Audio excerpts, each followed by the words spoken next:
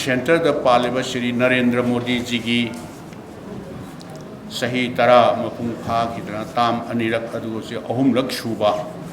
संगसलए अदुगा state सिदा BJP की government HYBE तारे ताम अमा लोय कितना हंदक लाइबा मार्च ददी सही निपान मपुंग फारकदर बनी अनिरक सूबा ताम सिगी सही अहुम मपुंग फारकदर बनी मसीगी सेंटर अमसुंग स्टेट पालिबा गवर्नमेंट सिगी परफॉर्मेंस अदुगा मोइना प्रजा सिंदा तौगनी हाइदना वासखिबा मयाम पुनमक सिंग अदु थबक ओइना ओंथोकपा ngamक्तबा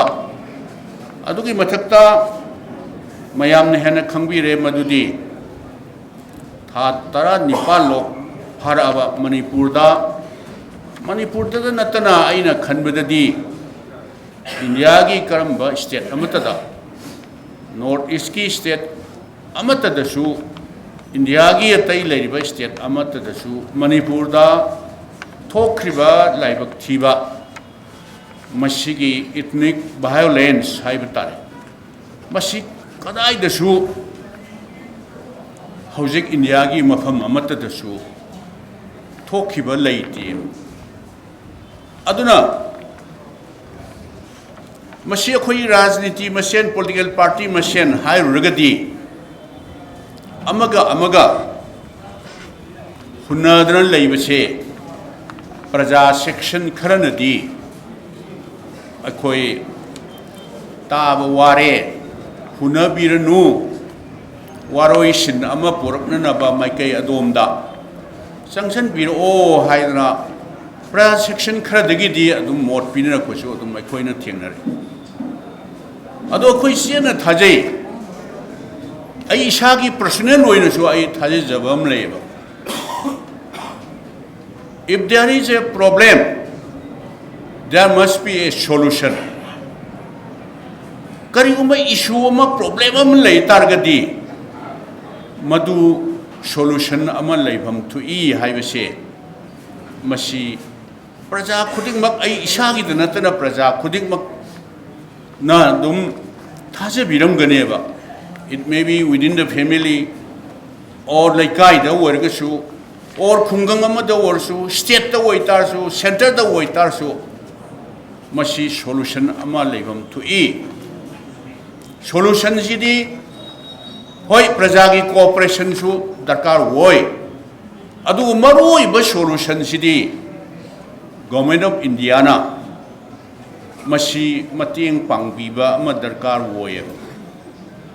state government se mathau tahon biba darkar hoi adu datta solution si purakadabne ai het masigi ethnic class se masi he khor kanda da tha ani ahum phadringai da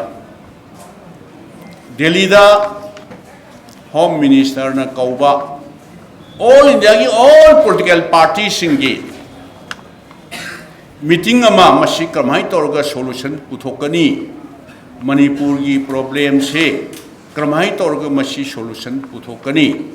तोंगान बा political party मयाम सी मसीना suggestion PB वो हाइना तौखी ऐ हानसु थमदी थमजखरबनी अदु अखोई party ना AICC ना highway तारे ऐ वो अखोई party की represent तौ हाइना nominate तौर का ऐ याउजे अइना दी AICC दा हाइबनी नोय करानो senior member सिंग मरकता अम चटपा यादरा नो नॉर्थ ईस्ट की दी नंगना चटपना फनी हाइद्रा अखोई खनरगा नंगु नॉमिनेट तौरगा नंग चटहलबनी हाइब union home minister mister Amit Shah meeting दो मा सियात लवे अदुगो मोय पार्टी की प्रेसिडेंट सी जेपी नदा यावेबा अदु मीटिंग दुदा अदु अइना सजेशन तौजबनेबा अखोई आइबु सजेशन तौ हाइरगदी अखोई की मणिपुर दा चाइबा मैनिना अखोइना खरे हेना ai khange haire haibagi nate khara hena akhoi khange ba mase karino haibu maisa du de akhoi da direct hit toriba ai thengnar ga lakni ai khange ba masigi solution ma puthokshi haiba targadi saiba maise hana muthatpa ma darkar we saiba maise hana muthatpa haibadi in the sense nongmai kapnari base hatnari ba sunari ba mi sani hena hatkraba